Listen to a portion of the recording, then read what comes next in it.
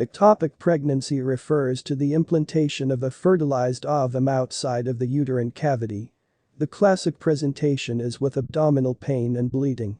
In practice, the symptoms are not necessarily severe, often there may be only mild pelvic pain and spotting in early pregnancy, 5 to 9 weeks of amenorrhea. Nonetheless, monitoring of hemodynamic status is crucial, as hemorrhage can be life-threatening. Complications somewhat depend on the type of ectopic.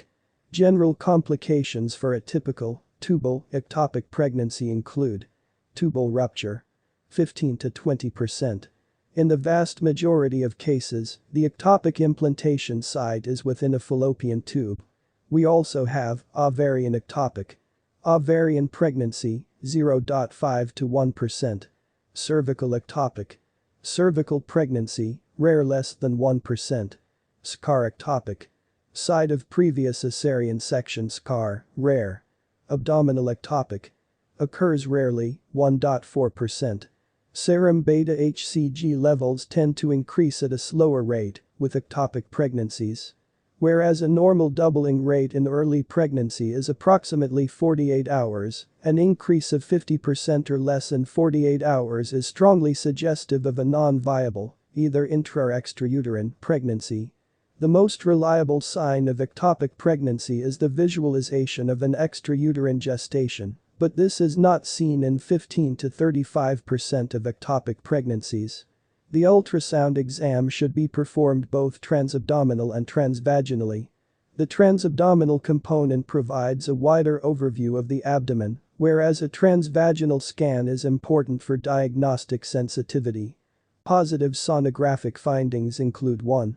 An empty uterine cavity or no evidence of an intrauterine pregnancy. Current evidence suggests that one should not initiate treatment for ectopic pregnancy in a hemodynamically stable woman on the basis of a single HCG value. 2. Thick echogenic endometrium. 3. Complex extra-adnexal cyst mass. 95% chance of a tubal ectopic if no intrauterine pregnancy and with tubal ring sign, described in 49% of ectopics and in 68% of unruptured ectopics. This ring of fire sign can be seen on color Doppler in a tubal ectopic. An absence of color Doppler flow does not exclude an ectopic. 4. Life extrauterine pregnancy, that is, extrauterine fetal cardiac activity. 100% specific, but only seen in a minority of cases. 5. Free pelvic fluid or hemiperitoneum in the pouch of Douglas. That is, the presence of free intraperitoneal fluid in the context of a positive beta-HCG, and the empty uterus is 70% specific for an ectopic pregnancy. We also have free fluid in the hepatorenal recess, free fluid in Morrison's pouch, in the context of an ectopic pregnancy, which is also highly suggestive that operative management will be necessary. In patients receiving in vitro fertilization, it is important not to be completely reassured by the presence of a live intrauterine pregnancy, as there is a possibility of a coexisting ectopic pregnancy. That is, heterotopic pregnancy.